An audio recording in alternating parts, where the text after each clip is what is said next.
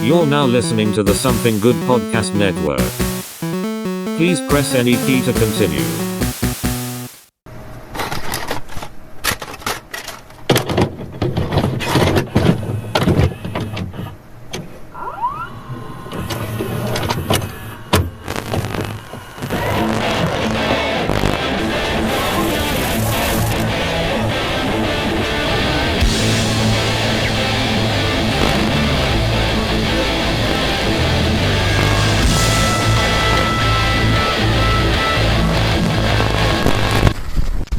All right, everybody, and welcome to this week's episode of The Couch Potatoes. I'm Alex Morrison. And this week we're going to be diving in and talking about a movie that we've been talking about for a while. It's just my ass took me a while to actually sit down and, watch the fucking thing. But we're going to be talking about the Midsummer of Kitchens, The Menu. Yes, chef. That is a fucking weird movie. But no, it honestly took me a minute to dig into that one because I don't know. I've not really been in a horror or like intense kind of movie thing lately. I've been really wanting like a lot of fantasy and action and just kind of escapism. Yeah, this is part of that horror genre that HBO is really kicking out, along with like Paramount and Peacock and stuff like that. They're really kicking out a lot of horror movies at the beginning of the year. Yeah, just like Megan was part of Peacock, NBC's production house. Fucking HBO, The Menu, Barbarian. Paramount had Smile, which was fantastic. The prequel to Orphan. They really started churning these movies out, and they're very high quality. Oh yeah. Well, actually, not as much preamble today. Let's go ahead and get onto it with our news segment because you talking about Paramount and HBO and stuff actually reminded me there was something that did happen that was newsworthy that I did not put in the little thing. So let's go ahead and head over to that news segment.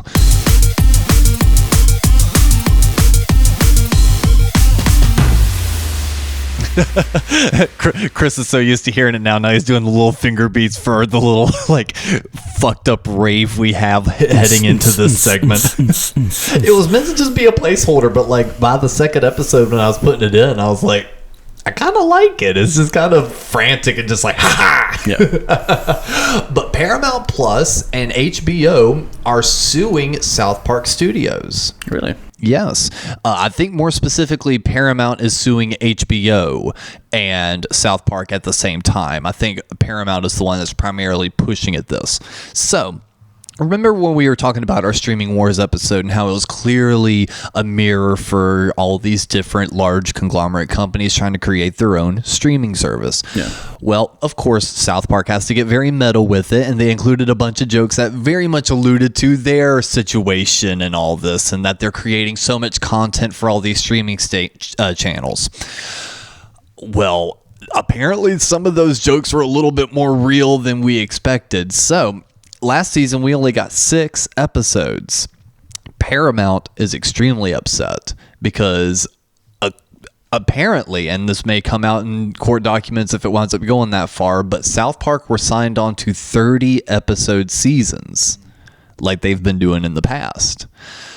Now they're only getting 6 episodes a season. A tiny fraction of that, and they're claiming it's because HBO is pulling them and wanting all these other special event episodes on their platform. So far, all Paramount's gotten, I believe, are the post-COVID specials. Well, they have all the specials that were like post-COVID Part 2, and they got 2 other ones. Right. But other than those, yeah. So they got the post-COVID and the Streaming Wars, which are 2 movies which averages out to 6 episodes per special.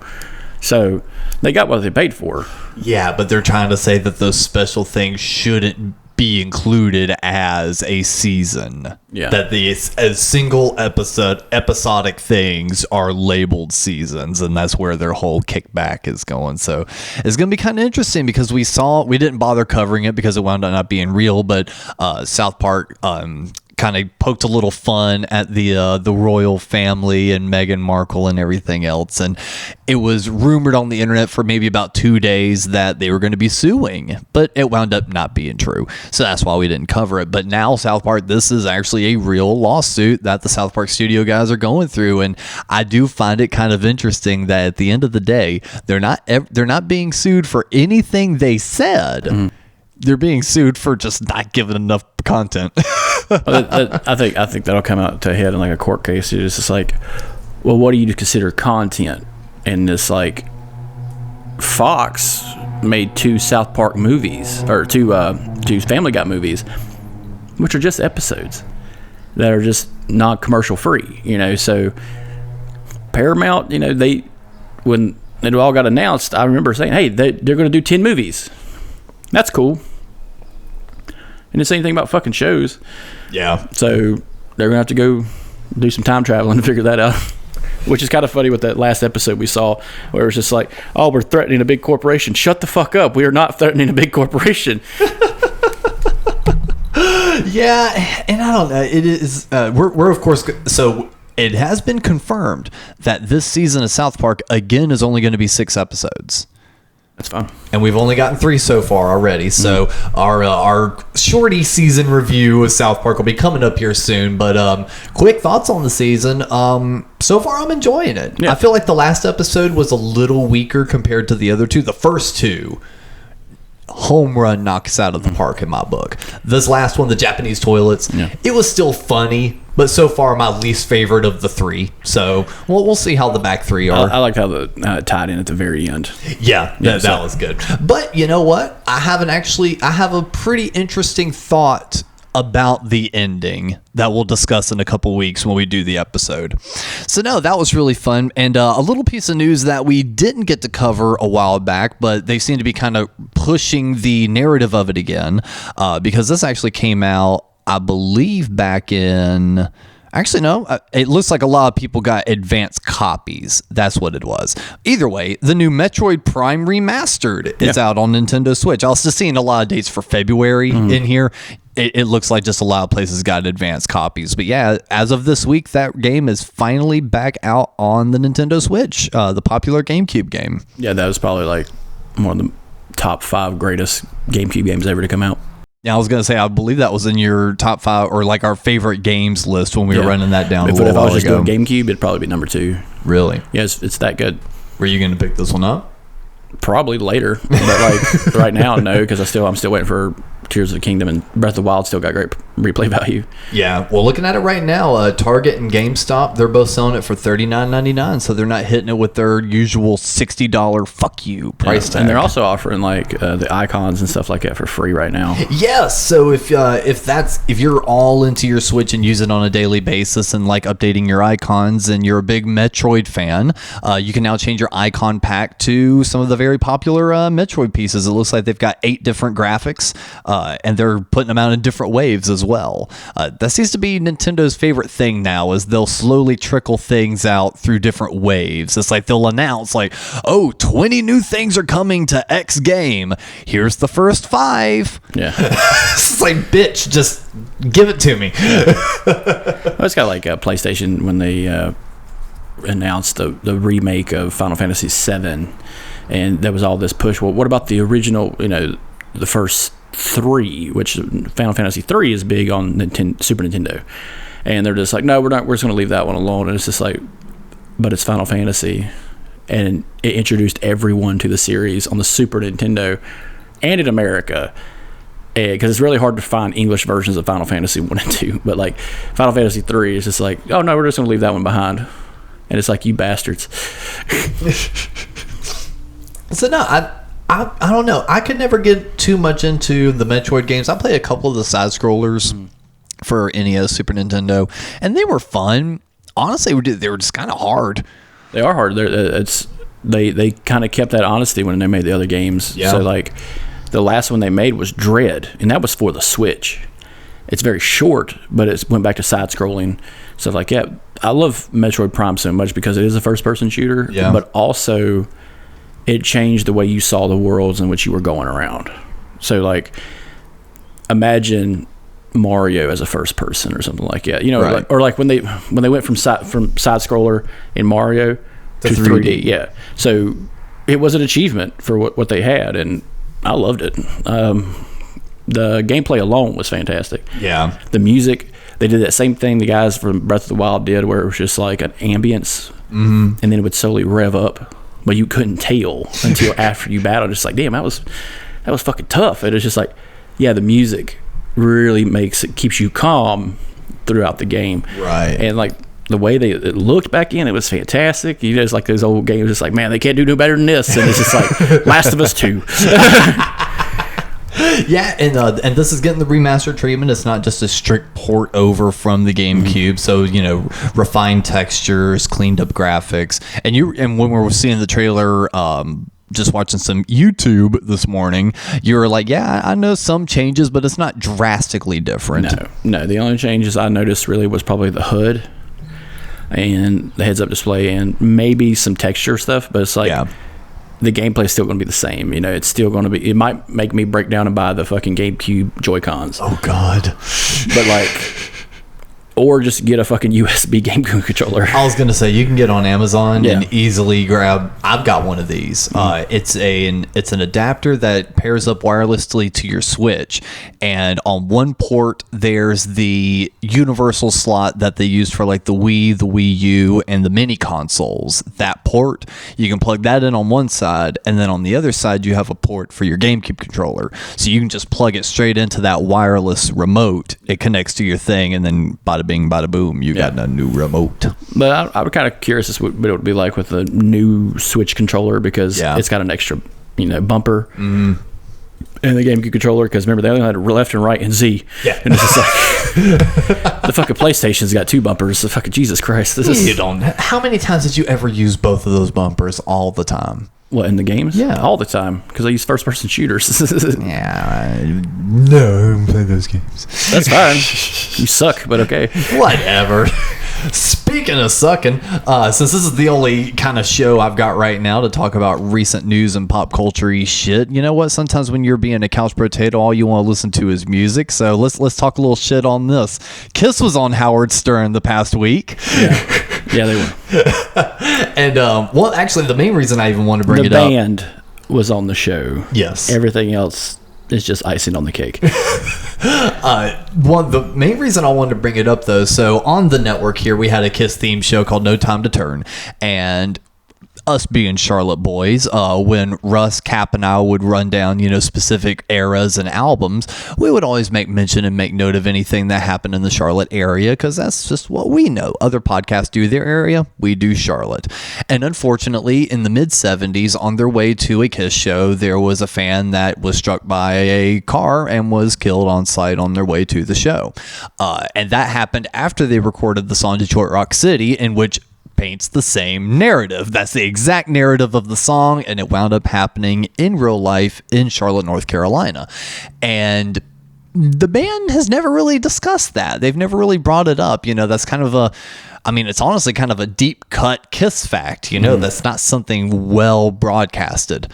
Sure as shit, on fucking Howard Stern, Paul brings up that story after we mention it on the show.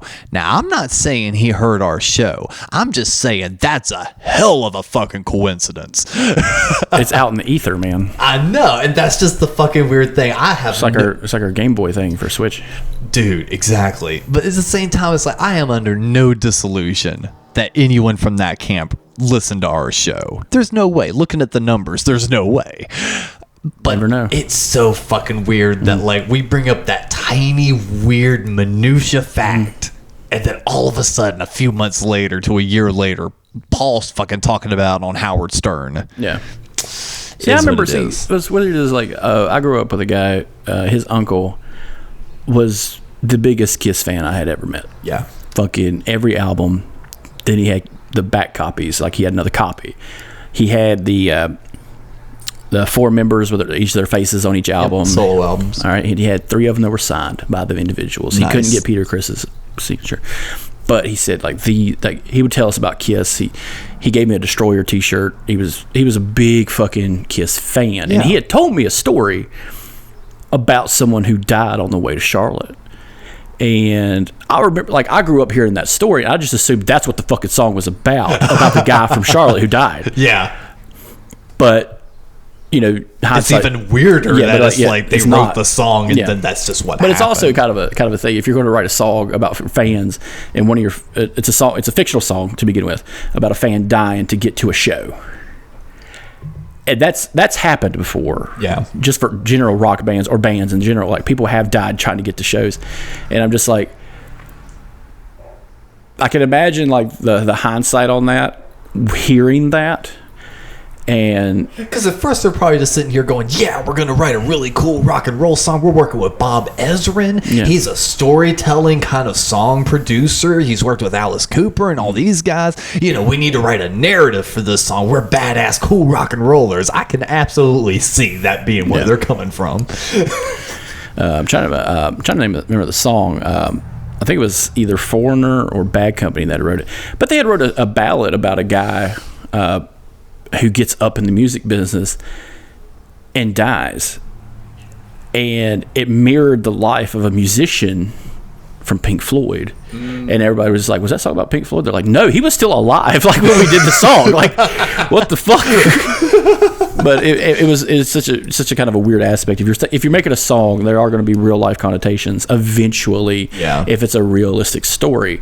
Because I always picture that song when I'm in my head. I'm just like some kids from Detroit trying to get to the fucking show, and they turn it up because the radio host is probably just like, hey, Kiss this night at the Paramount, and it's just like boom, and it's just like no time to turn, and that's it. And I'm just like, yeah, they probably wrote that because it's like there's a second big show in Detroit. Some fans were like, my buddy died trying to see you fucking sinners. Knights in Satan's service. But it was actually a pretty good interview too. People have their opinions on if Howard Stern is worth a damn today anymore. Nah.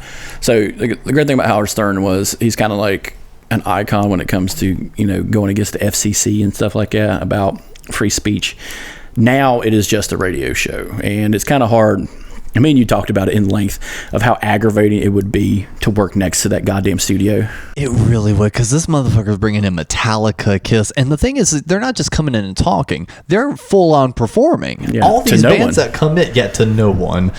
God love you, Paul, but you got to quit throwing guitar picks at no one in an empty studio. That pissed me off so much watching that. As someone who's done like pre-setup work for like a job, and like I can only imagine what roadies go through. But you got to set up these fucking mic stands with these stupid little picks, and there's 3 of them, and you're doing all this work. You're probably shining the fucking like chest plate of dumbass over here, and he's just like singing and spitting up on it, and it's just like, and you're just gonna take those picks out one at a time and start chucking them to no one for some janitor pickup, and it's just like, that guy's got to reset that shit up later on, and it's gonna be fucking aggravating. But he's like, where all the picks go? I'm like, you chucked them at the Howard Stern show, you piece of shit. Because you know those motherfuckers, if you had like, let's say you got one of those picks, how much are they? If you were to say like, I was at a Kiss show and I caught this from Ace Frehley or Paul or Gene, and it's just like, it might have a pretty penny, you know, especially for their last shows and stuff. It's just like, oh yeah, I caught this, blah blah blah. And I'm just like, there's a janitor who's collecting those and probably just stacking them next to a jar of other bullshit he's collected. It's just like, yeah, this is Blondie's wig that she lost. Like, yeah, the thing is, there's a weird community around pick collectors, and I've realized this. I knew it existed, but I fully realized it at the Kiss cruise, because I remember more times than not I'd be walking back to our cabin and there would be signs up on people's doors, we pick trade.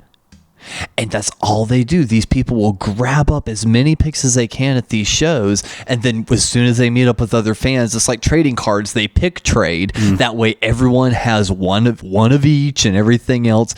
They don't hold a lot of monetary value unless you're selling them like in bulk. So if you had like a collection of 200 unique Kiss guitar picks, then yeah, you could probably rake in a couple $100 but even for then, that. you have to prove that they used them.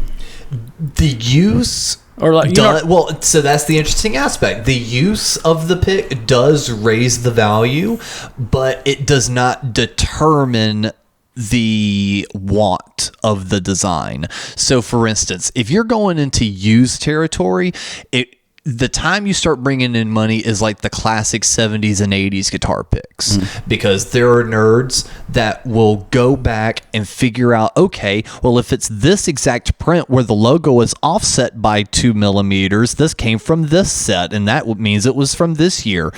They've done all that kind of shit, and they've archived all the information. That's like, where the money goes. Yeah, it's like anything. It's collectible. It's something. It is. Props to the nerds. I love them. I'll go and just research on it. It's sometimes fun just to see all the variations just throughout the 70s. It's like, oh, wow, they had 6 different guitar picks with 6 different style signatures and shit like that. Whatever.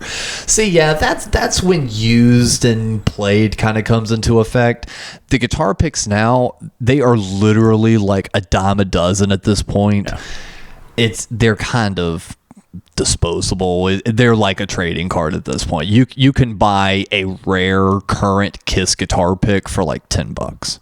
It's nothing. It's pocket change. Yeah.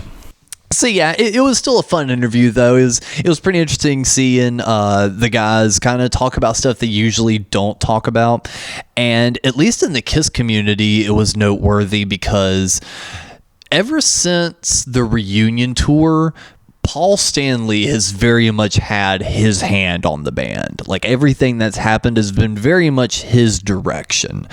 So if Kiss does something, it's because Paul said they can do it.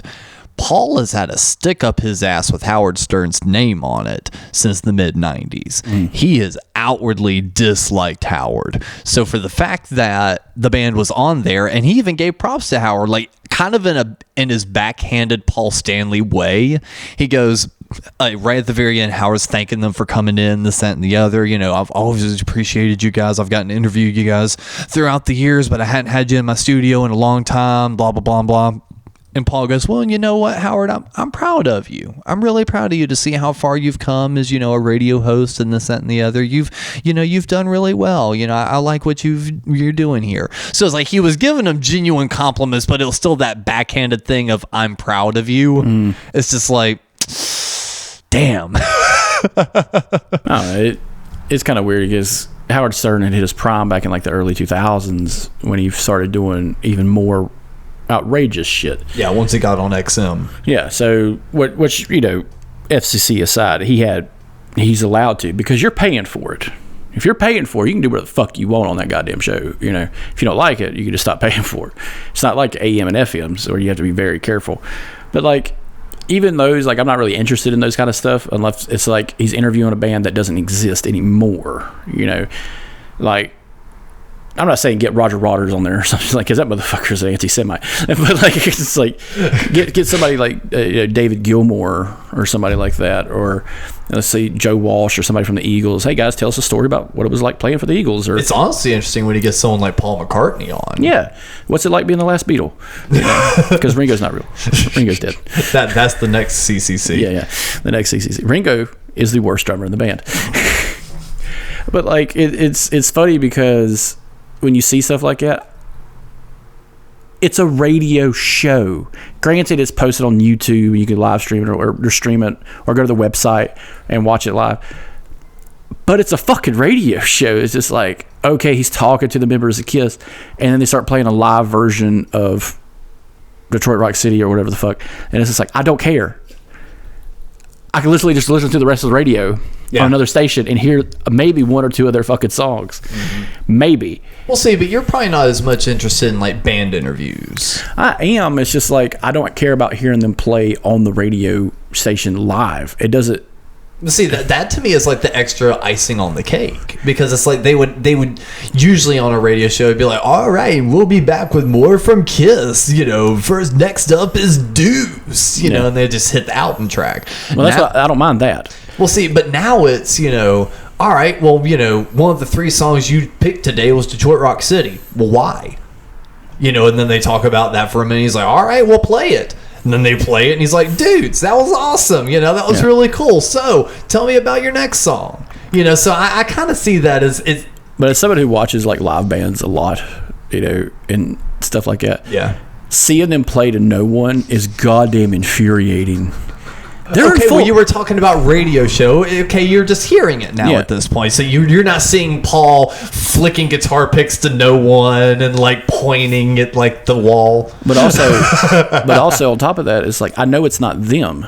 If it's an older band, yeah, it's not them. You know, it's tracked a little bit. There's some lip syncing involved, and I know that I could hear that on the radio because it's going to sound like a studio track or something like that. So, and that's the weird thing with Kiss is like they're playing that weird backwards karaoke where it's like, you know, you even heard, you know, the band messed up a couple notes. So Gene, Paul, Tommy, and Eric are all playing live. Like that was legit them playing in the studio. There was a bum note or two. Eric missed a beat. You know, that was all real.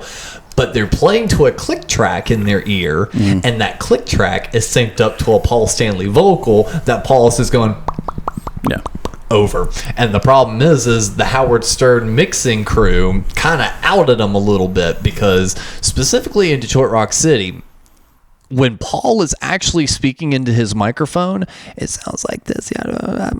But then when he's singing, he's sounding like this. Because you would hear the verses and you'd be like, everybody move their feet, get down, everybody lead that sea. All right, Tommy, give me some of that classic stuff. It's just like, it's like, ooh, you're kind of outing him now. Is his live mic is not at the same volume as his track. I was gonna say his track microphone, but it's just track. And watching it, I will say, getting off track here a little bit, but like in watching it, they're in full costume. Yeah. What the fuck? Like, well, they're Kiss. I understand that. You're in full costume when you're playing to a shitload of crowd. You know, like that's how I would see. Like if they dressed like Dress to Kill, like in suits with full makeup, that would have been fucking hilarious. They've done a few shows like that recently. But like that would have been fucking fantastic. Just in a fucking nice suit, but just full fucking makeup. Yep. That would have just made it not look as awkward, because I've been like, that was fucking hilarious. This, you know, full costume, and you just like you can imagine those. We are Kiss. Yeah, and it's just like, well, you know, the guy, like some guy in the background who's like set up all the stuff and got everything wired up correctly, and it's just like lumbering as Gene. It's like, ugh. Looking like Bowser. Yeah, 6 inches off the fucking ground, just fucking boom, boom. And it's just like, can you hand me my guitar? No, get one of your fucking roadies to do it. Reach down, squat down and get it, old man. Stop wearing platform shoes. You're too old for that. But the whole reason they were on is they were announcing their app is phrasing. They're the kings of phrasing something a specific way. They've now announced the final dates of the End of the Road tour. Only $4,500. Now, hear the sentence I said. The final dates of the End of the Road tour. What does that mean? Nothing. It doesn't mean nothing. It means it's the final dates of the tour called End of the Road.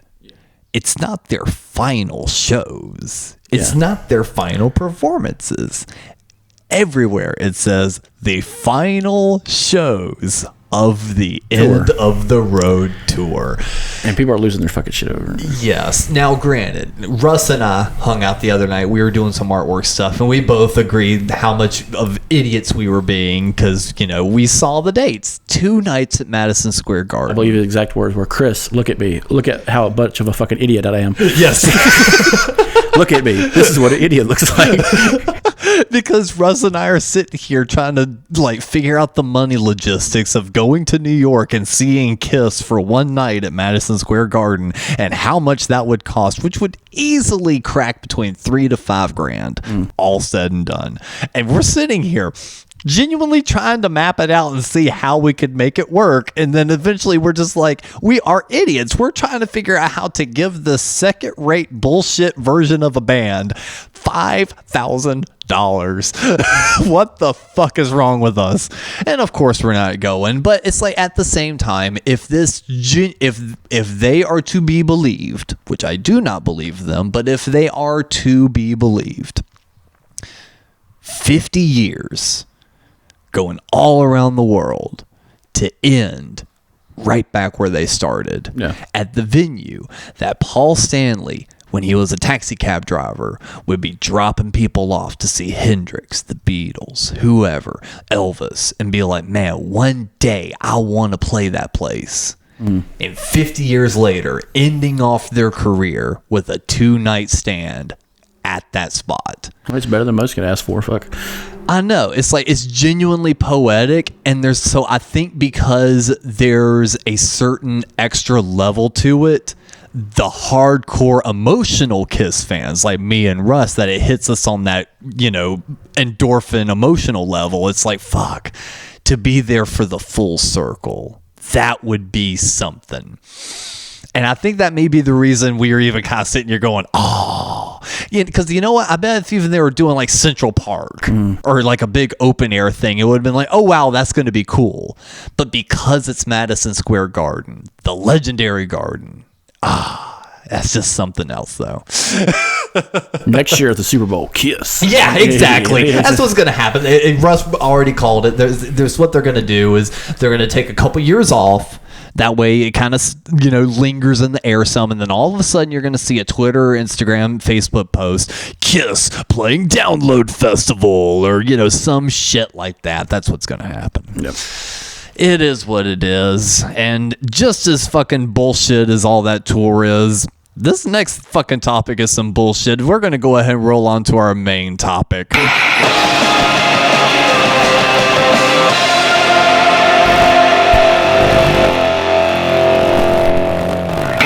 The Menu. Fantastic. Fucking weird movie, man. Like, you recommended this. I watched the trailer.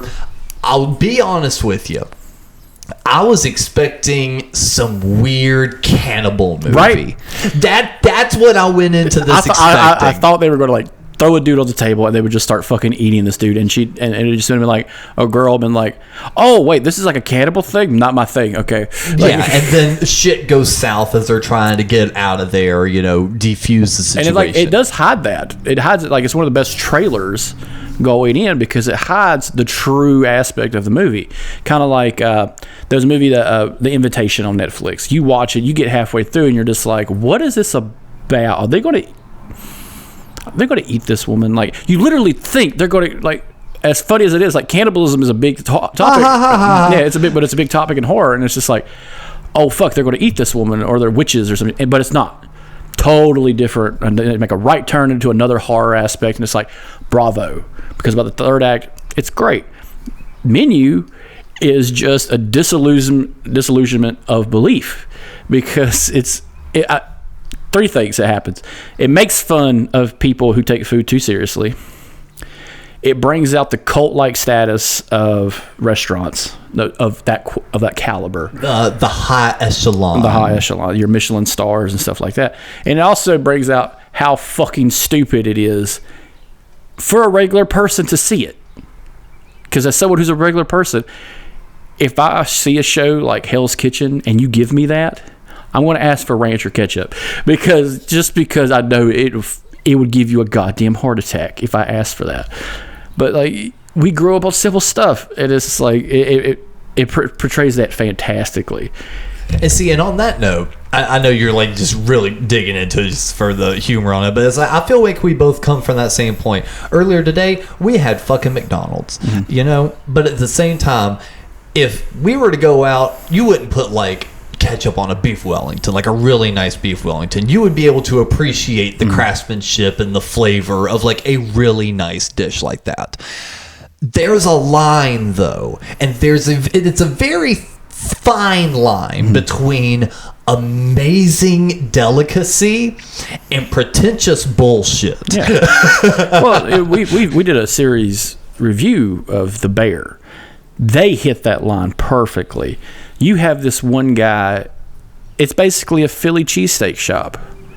It's basically sandwiches, but they offer pasta and spaghetti, cake, not just any kind of cake, made from scratch cake, not some cupcakes too. Yeah, cupcakes too that are just bomb, dude. Like stabbed in the hip good. Like brings motherfucker down from a panic attack good. This guy was having a fucking heart attack. Like, and the taste of this fucking cake and like immediately had a heel change of attitude. And like spiked that motherfucker on the floor like, God damn, that was the best fucking cupcake I've ever fucking had in my goddamn life. But like, I can't wait for season 2 of that they show. Hit that echelon, and it's just like, yeah, there's different ways to cook food, but at the end of the day, it's still a sandwich. it's still a pasta dish, and it's still fucking cake. What's great about this is we see aspects of all those people who keep that kind of business in line. So going into the characters, we have our main guy, the foodie. Yes. He's not a review guy. He probably does like Yelp and shit like that, or writes a blog. I was gonna say he's probably got a YouTube channel and an Instagram. But he's so up his own ass when it comes to food, and he does that and worships this chef and worships this guy. Takes pictures of the food, which pisses me off to begin with. Yeah, and the hostess waitress even said like no photography of the food. It's meant to be enjoyed in the moment. Yeah, and motherfuckers just click. And the entire time his date's just like, the fuck are we doing? Yeah, here? so the date, Anya Taylor-Joy, is the baseline. She's us. Yeah, she's the average. She's the audience member. And then we go into the senator and his wife. People who have visited the restaurant quite a few times. Yeah, but they've made their money off the backs of people like Anya Taylor-Joy. And that's why there's a weird character arc between her and the guy. We don't talk about it until the very end. Yeah, because they kind of share a look, and both of them get a little freaked out, and you're like, okay. Yeah, so we get the rich couple that are congressmen, women. We get the foodie. We also get the pretentious food critic and her assistant, who is a lapdog. Yes. He's like, oh yeah, you're totally right. Blah, He's blah. the yes man to everything she says. Yeah. At no point does he say like, nah, I think you're fucking wrong. It's pretty fucking good. Like, you can kind of see on his face, he's a little bit of a real guy too, and he's trying to figure it out. But he's trying to play the role. He's got the face. He knows the vernacular. But at the end of the day, spoilers, he wanted to buy that cheeseburger. And then next and next to them are the rich asshole investors, the young, the banker guys. Your late to the table millennials who are just opulent and talk nothing about fucking money, and they're Wall Street guys. They make money hand over fist the wrong way. It's a very fucked up way to make money, and they're all monsters. Yep. And then the last one was the washed up actor. The washed up actor John Leguizamo and his Steven assistant. And like, God damn it, Luigi. Yeah. But this is who we're placating to. This is who Ray finds, the chef. And I love Ray Fiennes in this because everything else he's in, he's fucking terrifying. He is. He's legitimately a terrifying guy. Going all the way back to movies like Schindler's List, people who survived the Holocaust were scared of him in that movie. They were like, holy shit, that's the real guy. No, that's a real Nazi.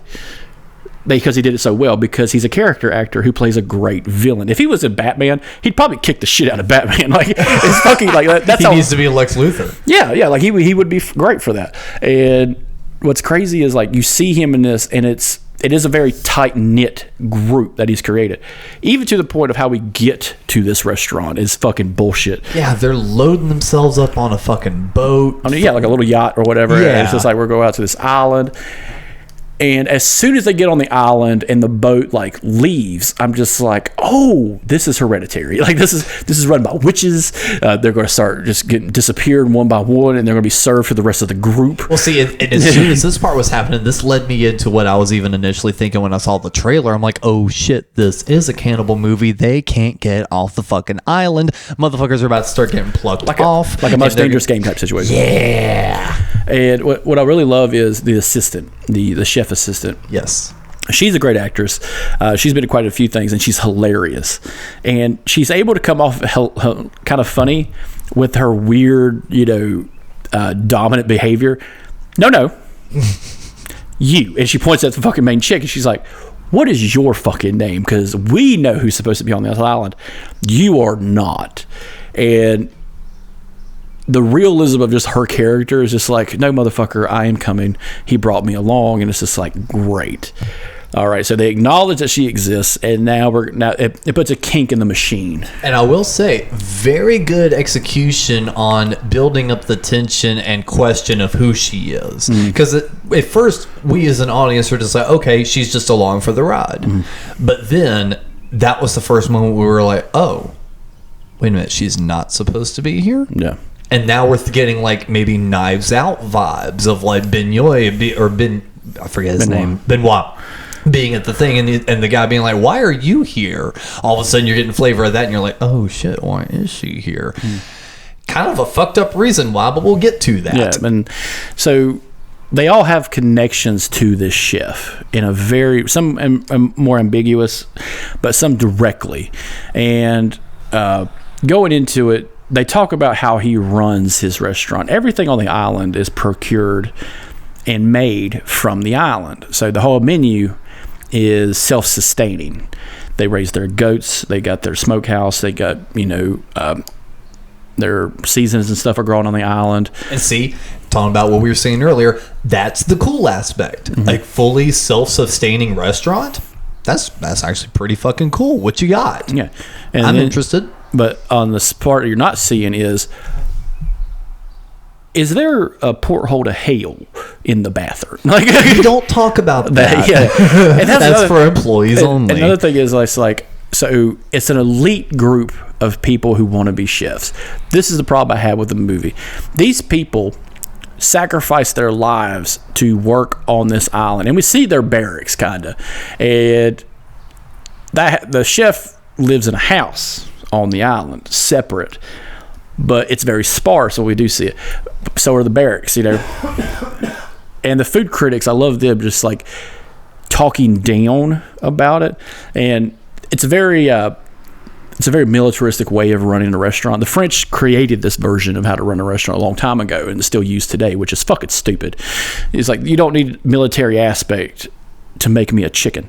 Like, you really don't. You're making Yardbird, man. Just fucking throw some Tony C's on that shit, put it in fryer, hand it to me. Speaking of food, we were talking about that earlier. We were watching Mythical Kitchen, and I even told Chris, I was like, yeah, I said I wasn't able to find a big love for chicken until my later years. I said, Mom was never a fan of chicken. She was like, if we're paying for our meat, I'm not paying for Yardbird. Man, when was the last time you heard that phrasing? Been a while. Yeah. Been a while. But it's so funny. Like, so she's already been questioned. Anya Taylor-Joy's character has been questioned. She doesn't quite fit the look of everybody. Everybody's in a suit, blah, blah, blah. Until we get to the night of the restaurant. Everything is supposed to look as pretentious as possible. Down to the front door of the restaurant, which is a giant slab of oak that moves in the center. Batcave style. Yeah. And it's like, this is what a villain's house looks like. This is... And I'm just thinking, like, holy cannibal. I know the entire time. I'm like, they are setting this up so perfect. I'm not saying like I love movies about cannibals. I'm just like, it gives. We haven't had a good one in a minute. Yeah, the last one I saw was Fresh, and it's on YouTube, Hulu, and it's fucking fantastic. Winter Soldier is a cannibal. Yeah. But like, it's funny because like he gives off this weird vibe, and it's all because it's around food. And I think that's what a great thing about a horror movie is, because it is a thriller. The great thing about it is when we think about food in a horror movie, we're thinking cannibals. Like, it's never good. It's just like, oh man, this guy made him eat his own dog, or like this guy was forced to eat his fucking tennis partner or some shit. It's like, Jesus Christ, a Motel Hell type shit. I'm just waiting for like Ray Fiennes to put on a pig head and come hunting with a chainsaw like Motel Hell, and it's like, meat's meat, man's got to eat. And it's just like, Jesus Christ. And he's slowly breaking them down to their base the whole time. Yes, because with each course, because New Rock Stars, one of them I mentioned in our YouTube video, they recently did a breakdown, and it seems like everyone now is trying to talk about the movie, because they posted their video like earlier this week, even like after I watched the movie, and even they started up, they're like, yeah, this movie's been out for a little bit, but when we were here, we were just like, why haven't we done a breakdown of this movie? There's a lot of weird Easter eggs. That's why. You've been talking about fucking Megan for a month, and how it beat Avatar the theaters, and everybody's like, holy shit, it did. I love that though. I love any time a horror movie beats a standard movie. Fun fact about Megan, unrated copy coming out for Peacock. Oh shit. So guess what we gonna be doing? Yeah, we're not gonna be watching that fucking PG bullshit. No, fuck that. We got a real movie to watch. But no, I forgot what I was leading with that. Fuck. Well, you mentioned Megan. The breakdown of the menu itself. Oh, yes.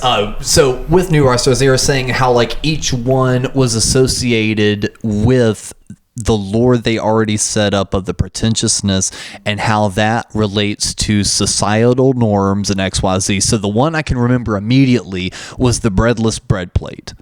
how that had the significance of you're breaking bread with your brethren. You know, it was an old-timey thing. So for the fact that he is serving a breadless bread option is literally him going, you are not my friends. No. I'm not sharing. We're not breaking bread together. Yeah. It kind of comes to a head just for that one moment with the rich guys. Yes. Because they've paid this exorbitant amount of money to come to this island. It was like, what, $5,000 a head or something? Something like that. And then you had to like travel and stuff like that. And it is a unique experience, I imagine, so, because the senator and his wife keep coming. But it's a new menu. That's the thing. That's why they came back. It's like, oh no, this chef has got a brand new thing he's going to introduce to the world. And that's why he brought these people along. These people that have discouraged him, downright disrespected him in a weird fucking way, and varying degrees of disrespect. And I will say, I will bring this up as a problem of the movie, but those guys are the main problem for the island itself, because they work for a man who technically owns the island, and he gets brought up later, but their seediness comes out when they ask for bread. Yeah. And I love the maitre d', the woman. No. You will get no bread. No bread. And then she just subtly does that one thing I've seen in a lot of movies, the hand on the shoulder. It's just like, yes. No. And just like, wham. And it's just like, Jesus, fuck.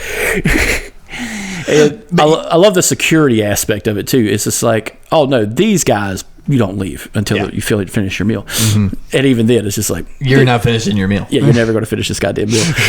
But like going into the first one, it's the sauces, and they are just like whisking, frying, cooking, and it's like you can tell they're building up, and the precision of it is ridiculous, even to the point where our main character is like, what the fuck is this? And he's like, just shut the fuck up and eat it. Yeah. Like, he's like, you don't understand. This, that. And he starts attacking them in a way that's very subtle, especially because then we go from the group of young guys to the food critic and her partner, where she's like, I think this sauce is broken, which in layman's terms, when a sauce breaks, it separates. Yeah. It's not a smooth consistency. Now you've got either like a chunk or two in there that it may be kind of like curdling, or in this case, as you were saying, it's separating your oil from like your main base. Isn't formulating together. Yeah, because he's not using a commercial fucking binder or anything like xanthan gum. Like, that's in everything, guys. It's fucking delicious, apparently. So is MSG. Yeah, MSG, not dangerous. MSG, number one soul brother. But you could hear it like a pin drop on the kitchen end. And keep in mind, this is an open kitchen. If you watch the movie or decide not to, there are no waiters. The kitchen staff make the food and they bring the food out to you. The only person who's not part of it is the maitre d', and she's probably like the head of the SS, like Gestapo security, like on the island. It's just like, you don't fuck with her because she'll snap your fucking legs. And quit asking for the bread. Yeah, why are you asking for bread? I told you no bread. And I'm just like, can I get some butter? For what? For the non-bread I haven't fucking got, you fucking bitch. You got the little pats of butter, the little cheap ones from the hotel. Oh God, I would have had a field day at a place like this, because it's like, hey, I'm not seeing any ranch on this sauce dish. Where's my ketchup? Where's my ketchup? You got Heinz back there? You got some 57 sauce? Oh, very exotic. So as a attack, kinda, they serve her a large soup bowl of the sauce she said was broken, and very aggressively places it on the counter. And as it goes, here you go.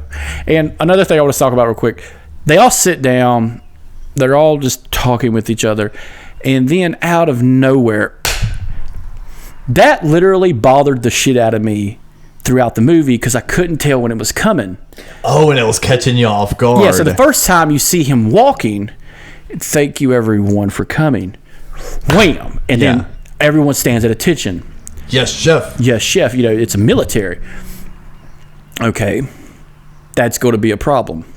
And then throughout the movie, it's And it's like, holy shit. Like, if you're not expecting it and you're going into the downward spiral of these people's lives, you're not expecting it going from table to table. And then it's like, smack, all right, let's move on. No, let's not move the fuck on. What the fuck did she say? Yeah, exactly. It's like, no. But it's a great way for a movie to progress very quickly. It's kind of like when you read a chapter in a book that's written from a first-person perspective.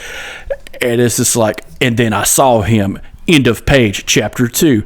3 years ago, I was here. It's like, whoa. You said you saw a guy. Tell me what happened. Whoa. Don't just change the fucking narrative, you piece of shit. Don't do that. I hate you. It's like a Stephen King novel. It's just like, the dog ate her face. And then the next page, 3 years ago, the dog was actually captured by a dog catcher. No. What happened to the girl? What happened to her face? Did he digest the face? Did he wear the face? It's like, goddamn. It's like that movie Face Off. Face Off, but with a dog. But like, just teaching the kid how to do coke and shit.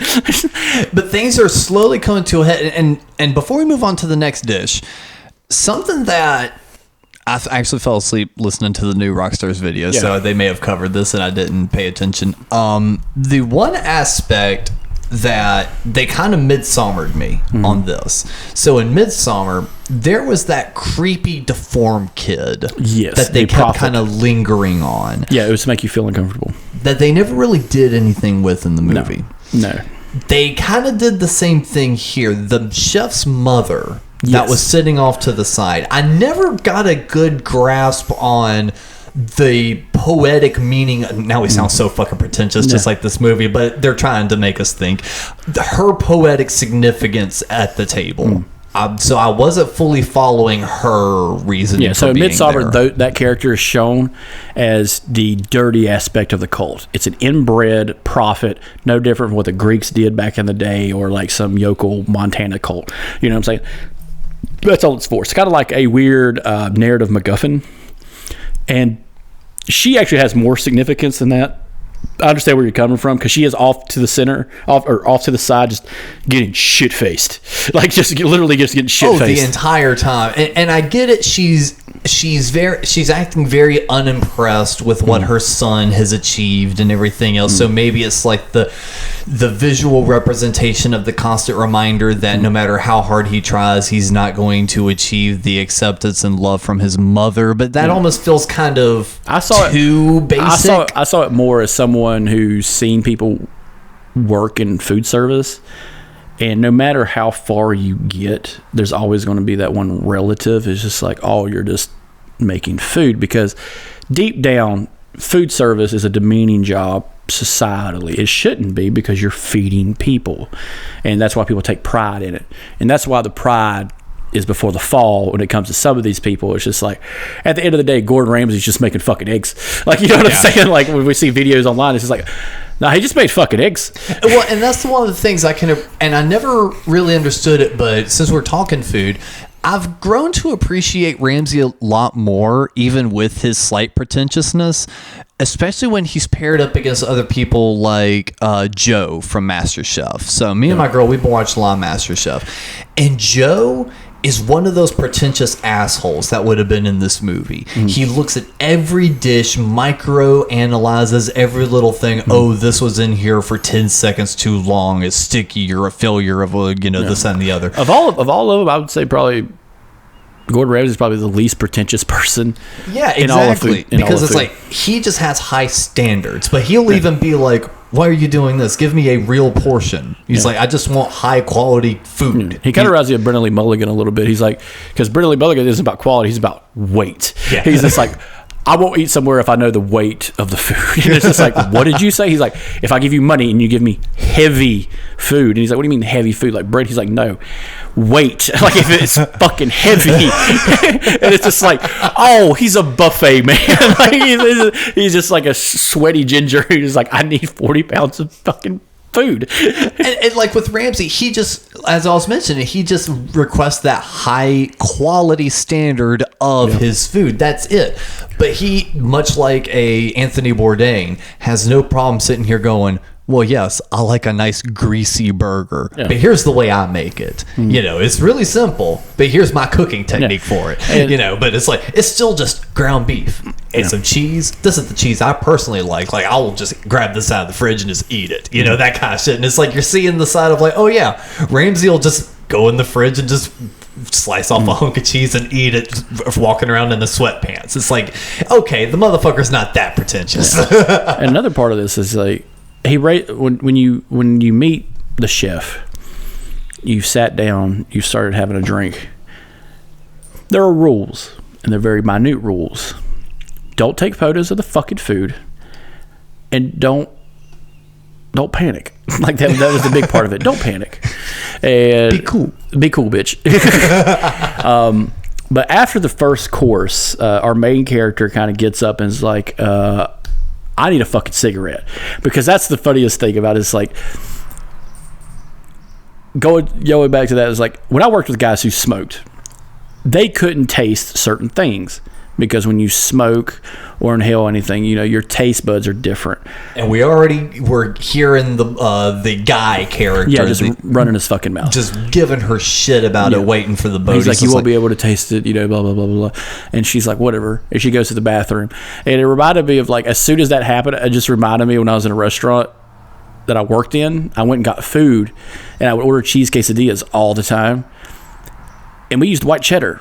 Yeah. Which is a high quality, commercial cheese. Yeah. Ken was working back there one night, and another guy was there, and I ordered it a certain way. So Ken was like, "All right, cool." And this guy made it and brought it out, and it was provolone. And I tasted it. I'm like, "That's fucking wrong." And Ken told me later on they had a discussion in the kitchen saying, "Hey, what are you doing?" He's like, "Oh, I'm just using provolone. We're out of white cheddar." He's like, "No. Don't do that." Yeah. He's like, they're going to taste the difference. And the guy who smoked a pack a fucking day, he said, no one can taste the difference. And so when I went back there, oh my God. Granted, I worked here, so it wasn't a big deal. Yeah, I wasn't saying, oh my God, the way you said. I was saying it the way he said. Yeah, but like, for me to walk back there, and be like, hey, did y'all run out of white cheddar? And this guy just shot me a look, and Ken's like, looking at this mother, he fucking told you. Like, I told you. He's going to know the difference because Chris doesn't drink or smoke. And he's going to know what fucking food tastes like. And you're fucking with the shit. It's like, coffee. Would someone put like one shot of espresso in a large like smoothie someone made for me, like a chocolate shaker? I'm just like, that is disgusting. And I threw it at him. And he's just like, what? I'm sorry. I'm just like, no coffee, goddammit. Like, I told you. But like, when she's in there smoking, she runs to the bathroom. She runs to the bathroom and starts puffing into the little vent. She's got the window cracked or whatever. And Ray Fiennes just lets himself in. Yeah. Why didn't you eat? Yeah, why didn't you eat? And slowly through investigation, he realizes, oh, you're not the woman that's supposed to be here. The woman's supposed to be here. She ain't here. Mm-hmm. Now we got to figure out why is she not here. Yeah, and in a disrespectful kind of way, that guy, it's his fault. Because he's the one with the fucking invitation, not her. And you could tell he doesn't hate her. He's just worried because he's got this whole night planned out. He's like, everything was going perfectly until you showed up. You are the problem here tonight. You aren't supposed to be here. Yeah. And kind of gives her, this is a few courses in, but kind of gives her the ultimatum. He's just like, are you, what did he say? He phrased it, he's like, are you a taker or are you a maker? A maker. Yeah, something along those lines. So a few courses later, they do go into the office and have a discussion. But in this one, it's very subtle. Okay, this is the first discussion because there's a series of 3 discussions they have, and it really progresses the movie with the end of Act 1. That's the end of Act 1 with the first course, intro to character, first course, the destruction of society in a fucking small room, and like end of Act 1. Yeah. Act 2. It's just like, did we get the scene with the tostadas? Like the tortillas. Yeah, tortillas. And he talks about how simple making tacos is, and then you start within the time frame of them entering the room to the time they sit down to the time this course starts. They've made basically a 3D photo on these tortillas of just terrible shit written on them. Yep. So for the senator, you start seeing photos of him with the girl, like kind of like paparazzi hidden photos. Mm-hmm. And as you were saying, the bankers, all of a sudden their wire transfers and their funneling of money. Yeah, they're laundering money. And this turns everything around, and we'll get to the actor and his friend or his assistant. I have a feeling that was going to be your one sticking point. It was mine too. We'll talk about that. But they lose their fucking shit, and then we see what the staff is capable of.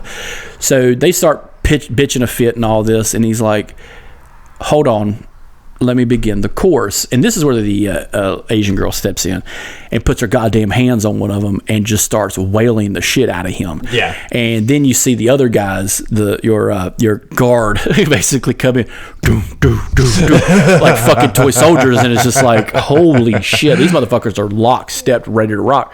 And they sit them down, and he begins to talk about these tacos in a weird, pretentious way, but how it's a very simple dish and blah, blah, blah.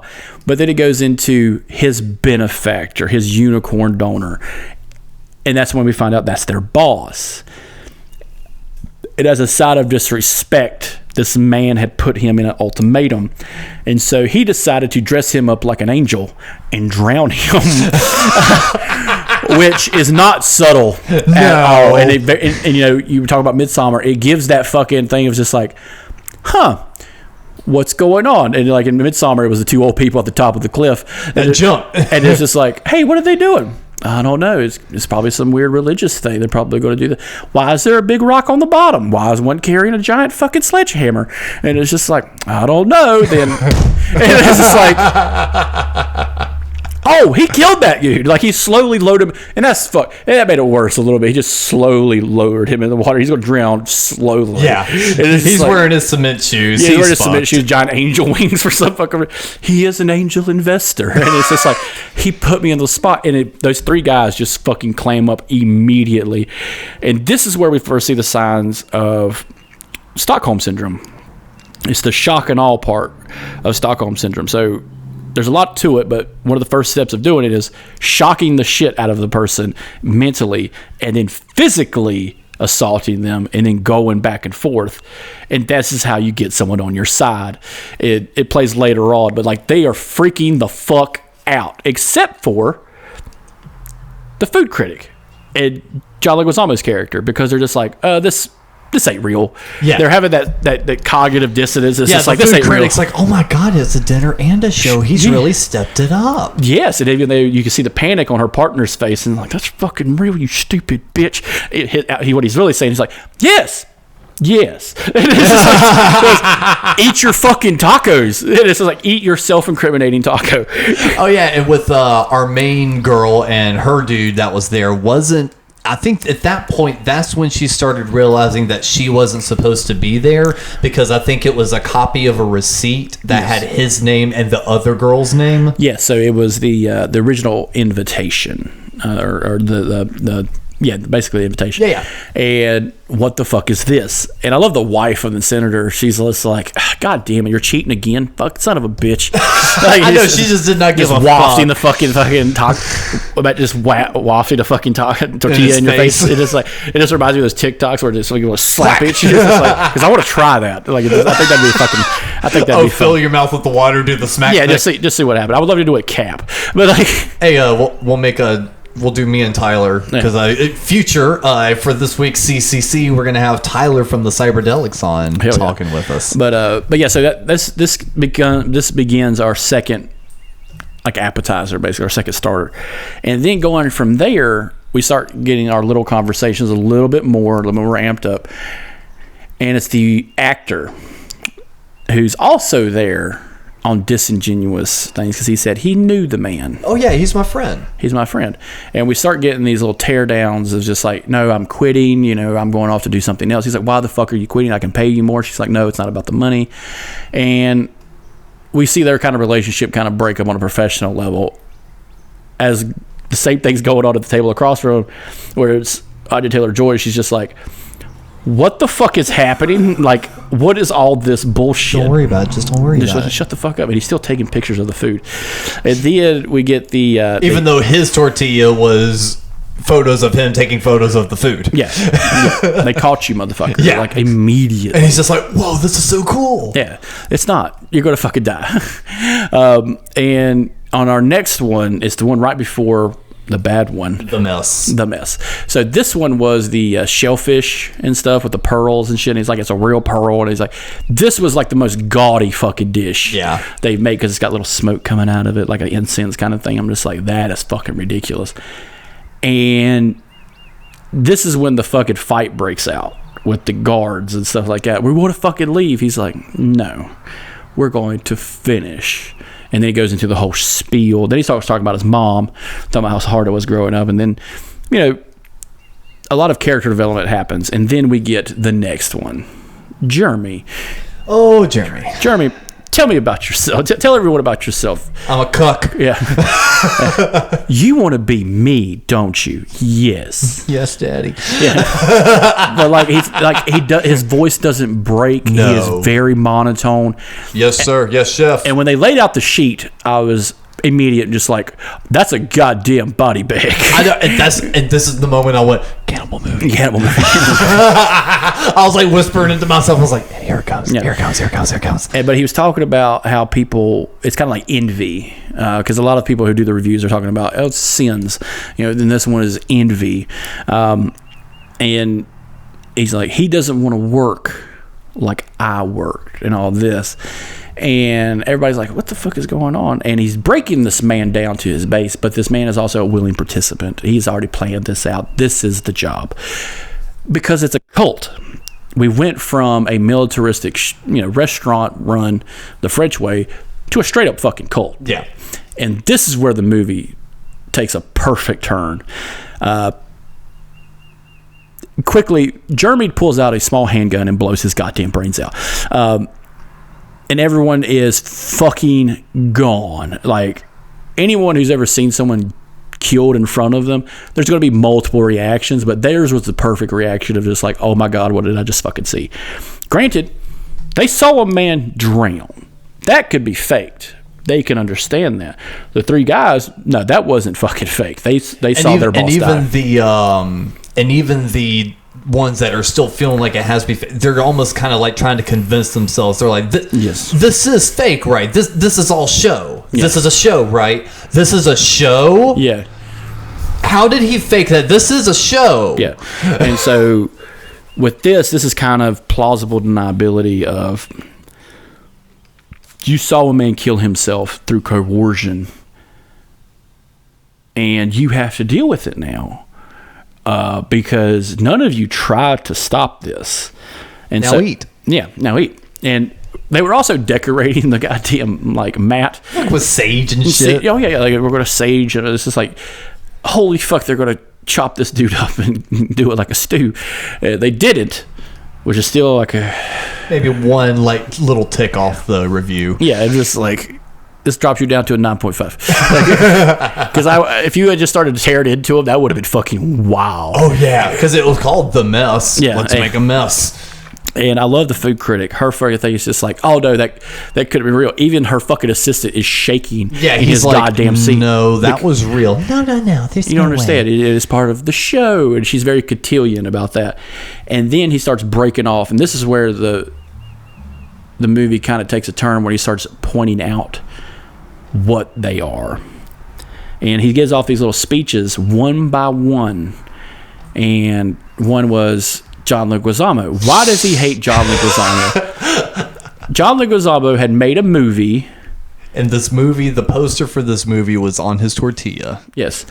And Ray Fiennes had said, or his character had said, I had worked, and I finally had time off. So I went to the movie theater and I saw your shitty movie and it ruined my day off.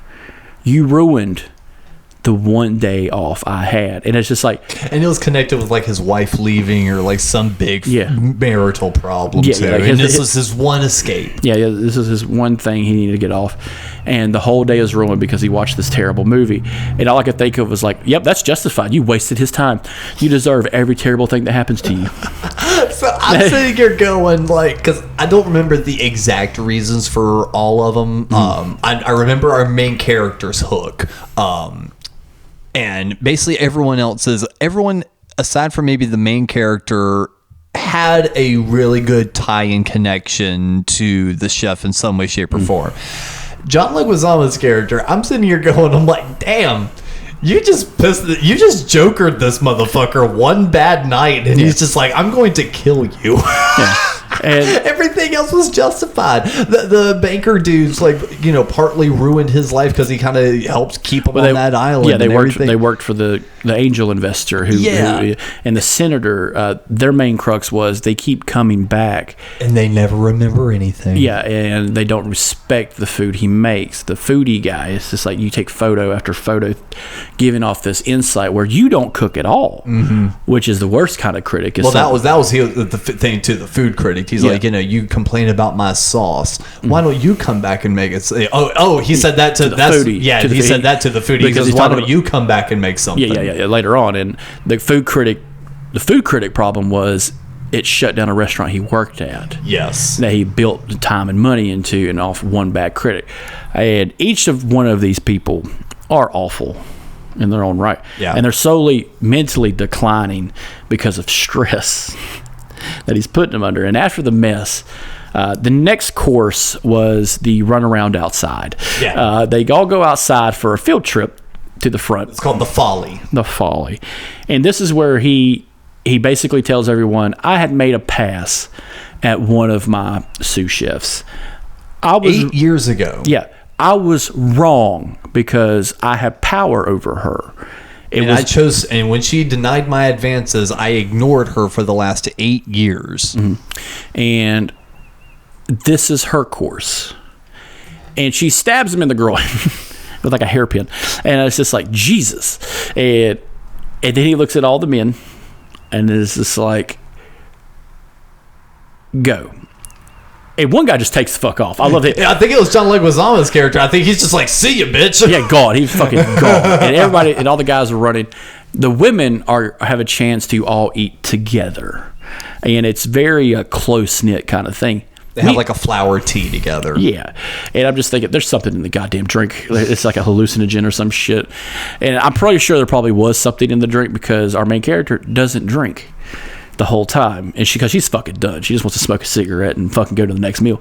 And the only guy who does it is the foodie guy, and he's just like looking at the window. Well, what are they having? And it's just like, you are your own folly. Like your curiousness is going to get you fucking murdered. And they all get caught one by one, dragged back in by these fucking thugs. And then it's the next conversation between the chef and the main character, and that's where we get the, are you a taker or are you a maker?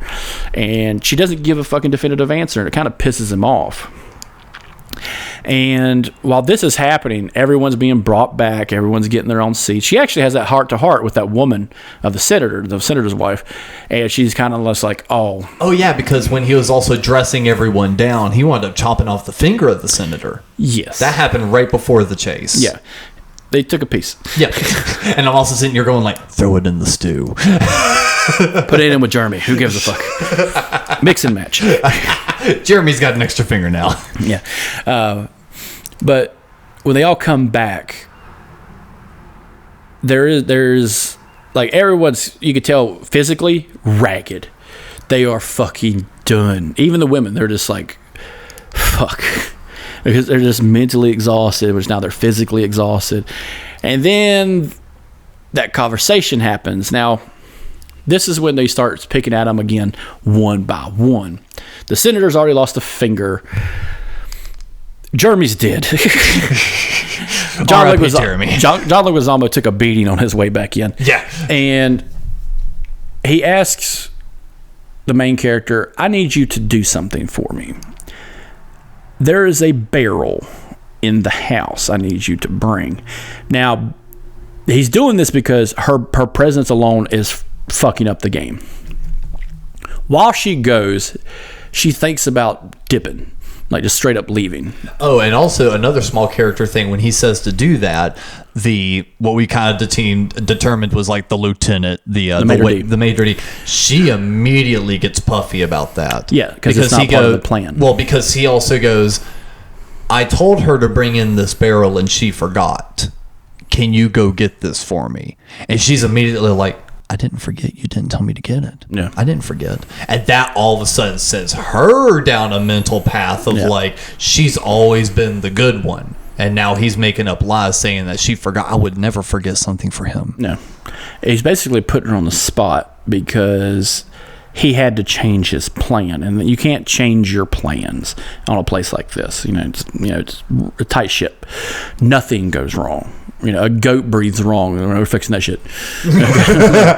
Man. Yeah, he mad one too many times. He only mad 3 times last night at 11 o'clock p.m. He did it twice at 11 last night. Something's wrong. Let's check him. All right. Check him. Oh, fuck. There's something wrong with him. He's a goat. And while this is going on, before the Asian woman takes off, one of the business guys has a birthday, and they make him a cake. I will say that was probably the best moment of the whole movie. All of a sudden it cuts back and they're like, to you, happy birthday to you. And they like put the cake down and they're like, you told them it was my birthday? They're like, yeah, it seemed funny a couple hours ago. And they're like, blow out the fucking candles. I love the assistant. When that happens, she's like, we're all going to die here. And then the food critic's like, yep. Yeah. Yes, we are. We're all going to fucking die here. And so it comes down to the main character and the maitre d', and she finds some special shit about him. And she finds a ham radio. She calls out for help. And before she returns, she has to have a one-on-one Mortal Kombat with the maitre d', and it is a knockdown drag out. Bro. And then she returns with the barrel covered in like a little bit of blood on the face. Her hands are fucked up.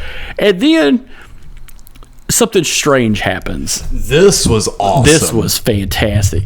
So he does the whole clap, and then one of the guards walks up behind him and tells him, da, da, da, da, da. All right, folks, this is what's going to happen. We have someone from the Coast Guard coming.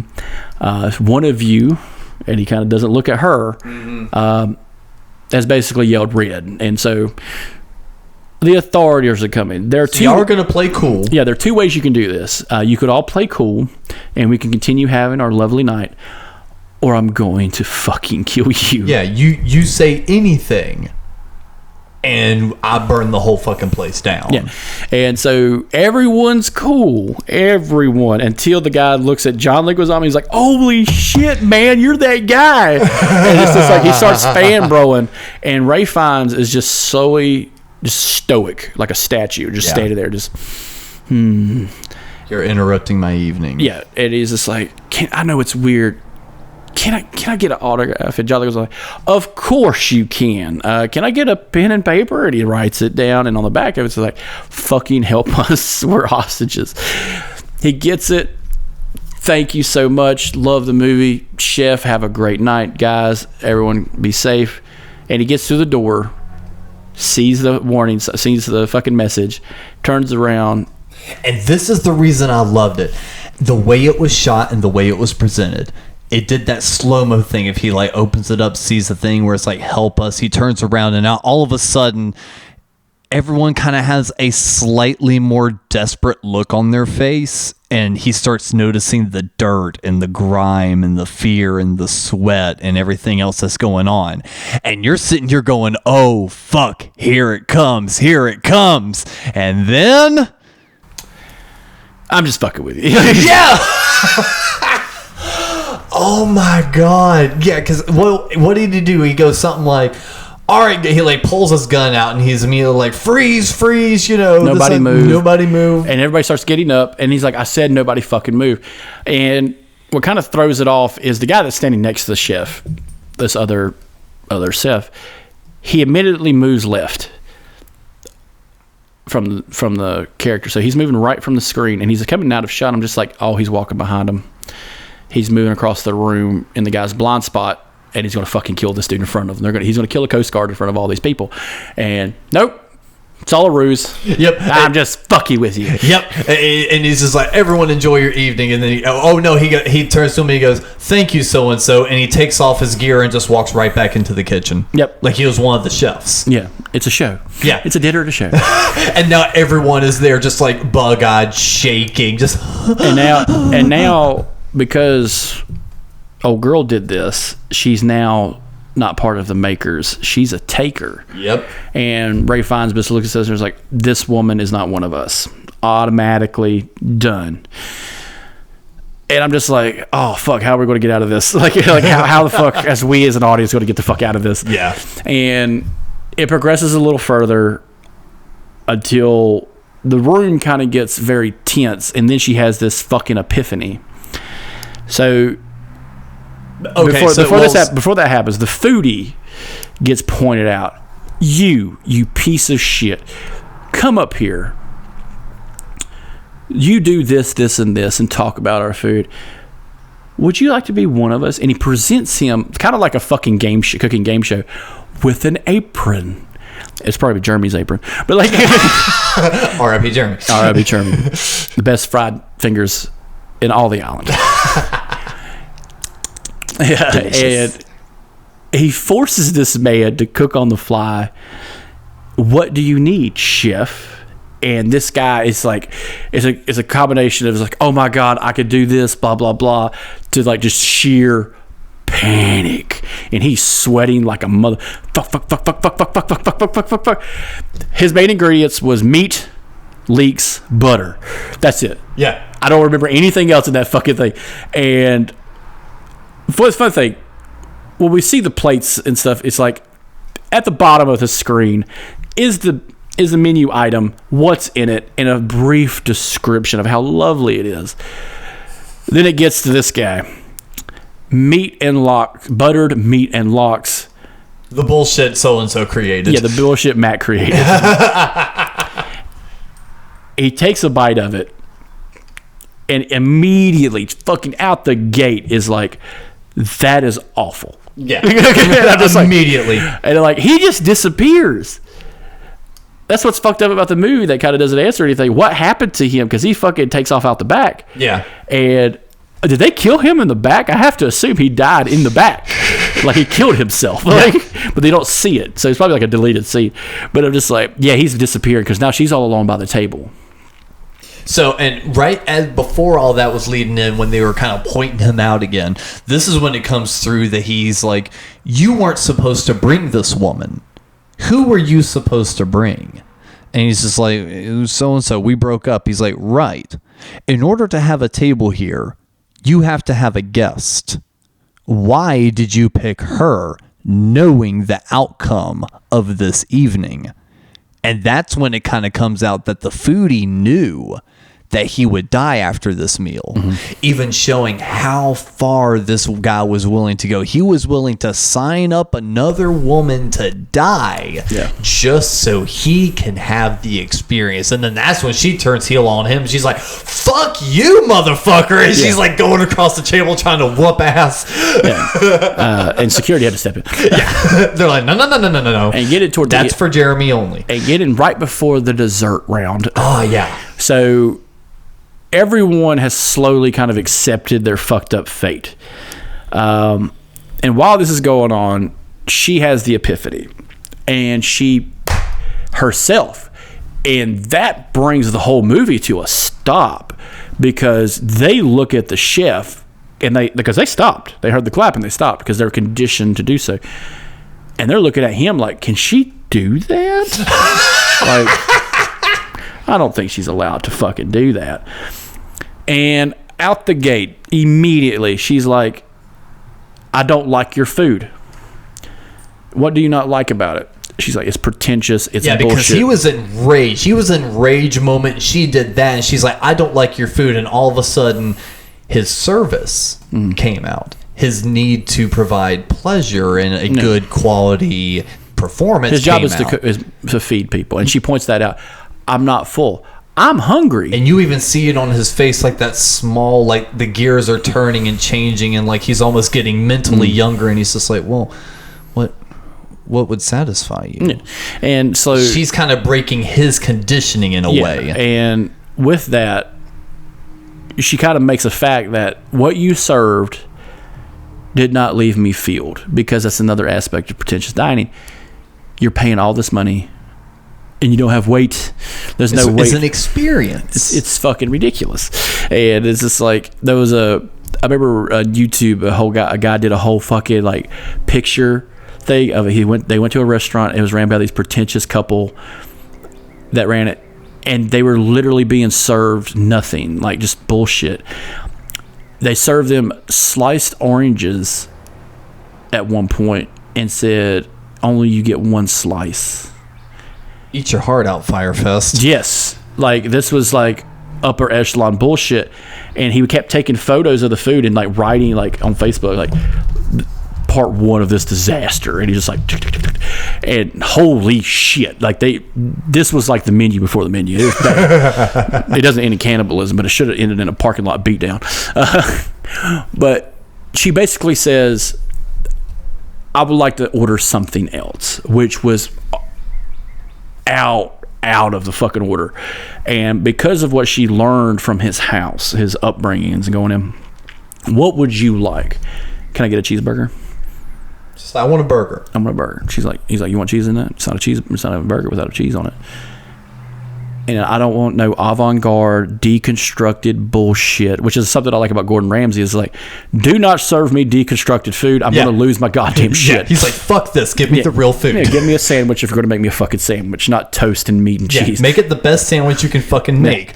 And he says, he takes a challenge. Yeah, because he's just like, I'm going to make you the best burger you've ever had. She goes, I don't think you have it in you. He's like, I will make the best burger your poor ass has ever had. And he kind of undercuts her a little bit, calling her from her trashy background. He's like, I'll make you the best burger your white trash ass has ever had. I don't think you can. And that's her challenge. And she's like, he's like, you want fries? Yeah. Julienne or crinkle cut? Julienne, whatever. Yeah. Are the fries still on? Yes, chef. Okay.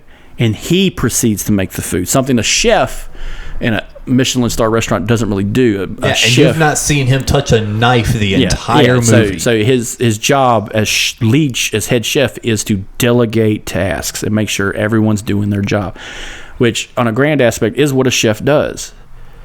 But in the real world, your cook's a cook. They're going to be making this shit. They don't have 30 fucking guys figuring out how to make a certain sauce and not having it break on them. You know, this isn't like the beginning of The Bear where he's just like having a panic attack. Sauce. Fuck. And he proceeds to make what looks like probably the best fucking burger. Oh, it looked amazing. Yeah, so he puts the little onions down. He's got the 80-20 because a good burger's chuck. And so he just patties it out. He makes basically a White Castle burger. Yeah, a diner burger. Yeah, diner burger. And he puts the onions on. He's like, I use American cheese because it's the best cheese because it has the best melting. And he's like very robotic when saying it.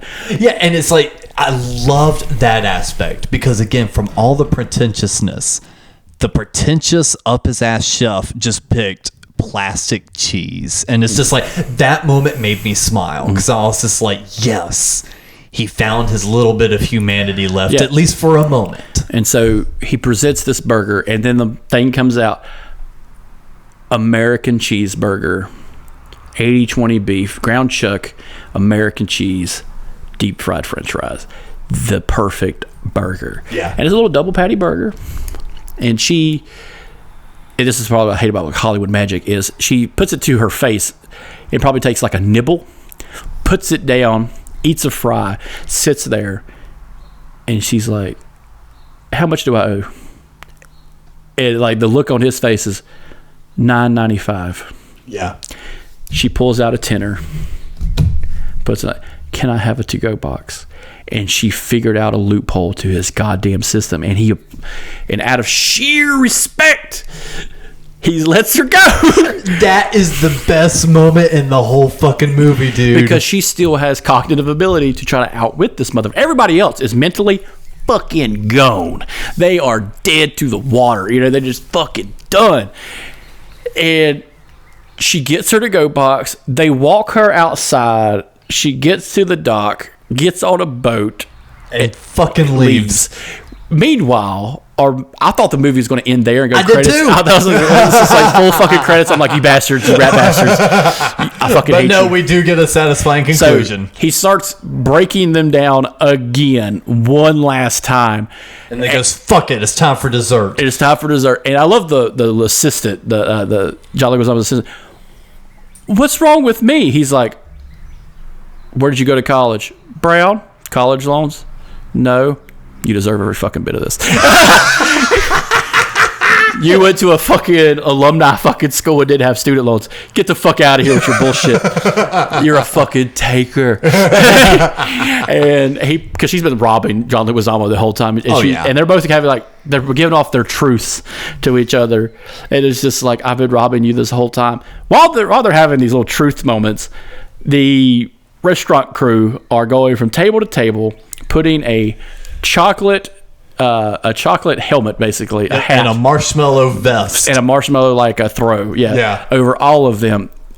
And I'm watching this, and I'm like, okay, let's see where this goes. They're putting a fermented graham cracker dust on the ground, and I'm just like, oh, it's s'more. It's making s'mores. And this is what I love is like when we talk about our favorite foods, sometimes they are not good. No. And he goes into a fucking diatribe of how the most disgusting fucking thing ever made is a s'more in culinary history is the s'more. And he's like, nothing is more decadent and slapped in the face of civility than the s'more. And I'm just like, God damn, dude, you are so far up your old ass with this. And I'm just like, if it wasn't a s'more, it was going to be a PB&J. Like, he was just like, burn it down. So he stands in the front. All the gas, all the pilot lights are blown out. Fucking, he comes out with a fucking torch, and because it's like fermented graham cracker, it lights up immediately. And he's like, "Thank you for eating." And they all in unison, "Yes, chef." And I'm just like, "Yep, they're part of the cult." Time to burn this motherfucker down. And, the We Ain't Coming out. And I'm just like, Jesus Christ. And then a great little ending shot of our main protagonist, our main lady on the boat. Eating a fucking cheeseburger. Eating her fucking cheeseburger, looking at that building just burn to the fucking ground. Yeah. And I'm just like, that's fucking perfect. And I remember watching it again, like right after. I was like, I gotta go back and watch this again from the beginning. And like just the little stuff of like, the appetizer was kind of a giveaway of just like, oh, The Rock. Yeah. It's just, here's the pretentious bullshit you're going to experience. These awful fucking people. And I'm just like, this is probably a perfect opener for 2023 for movies. And I'm just like, bravo. No, I thoroughly enjoyed it. As I mentioned earlier, it kind of gave me Midsummer vibes, especially at the end. It felt very Bearsuit when they were putting on the marshmallow things and all that shit. But I enjoyed this much more than I did Midsommar. I've tried watching that movie 2 to 3 times. I don't know. I can't get into it. I love that movie. I know. And it's like, and I'm sitting here going like, maybe I wasn't watching it in the right frame of mind. Maybe I was expecting something different. Let me watch it with different expectations. The menu is made to make you feel uncomfortable. And they did a much better job doing that, in my opinion, in the menu than they did Midsommar. Midsommar's made to make you feel uncomfortable about the people you meet and you expressing yourself. This one's made to make you feel uncomfortable about the people you meet in a restaurant, and like how far can an industry go to be scary? Because it's very like, you have a, just compare the two. You have a corporate cult, which is a restaurant, and then you have a genuine cult away from the world. And both, if you realize, both are away from civilization. Mm-hmm. They have their own tools to survive. You could either be a part of it or you can be taken down by it. And it's all about, like any cult, it's giving up yourself to the group. At the end, they gave them as a group gave themselves up, and they died with the cult. In Midsommar, she alone gave herself up to the cult through tragedy. And everyone else just died. They didn't give themselves; they got took. so when it's kind of diametrically opposite of the same story. Yeah, much like the Big C and Breaking Bad. Just like these two stories, the same. They both have cancer. One decides to sell meth. The other one decides to live their life to the best of their ability. Two different aspects of the same story. So, but it's still crazy entertaining. It's one of those movies that doesn't need a sequel. But it's perfect what it is. The trailer is vague enough to where you let your mind wander too far, and it's right up there with Court of Owls and Star Wars. Now, I will genuinely say, so even though it took me a little bit to finally sit down and watch it, but once I finally did, I didn't have the immediate reaction you did, where it was like as soon as it was done, I was like, oh my God, I gotta watch that again. I finished watching it, I was like, yeah, that was good. I enjoyed that. But then as the days went on, I kept myself thinking about it more, and I was like, I wonder if there's any YouTube reviews on it. It's like I found myself wanting to hear and learn and hear other people's takes on it and just like consume it more, even without consuming the movie again. So no, I thoroughly enjoyed that film, and I will say this is a lot like the other newest horror movies that have come out, or thrillers, where they hide it. And that's what's good thing, man. Like Barbarian, if you watch that movie, you have no idea what the bad thing is. I'm serious. You watch it, you legitimately don't know till the third act, and the trailer doesn't give it away. And it's a great thing to see about horror movies now, is how it goes. Well, it seems like we're getting a new renaissance of really good horror films. Ari Aster coming back with some new stuff. Nope, from what I understand, it's fucking fantastic. I haven't watched it yet. Like I said, Megan comes out soon on Peacock, so I'm going to try to watch that.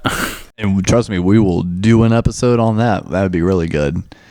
But no, I think we've covered all the bases of the menu. And actually, guys, in the Discord, if you made it this far, let us know if there's a recent movie that's come out that you'd like us to do a review on. Because if you guys are enjoying this show, we definitely want to be able to provide you with the content you like. So, I mean, shit, y'all.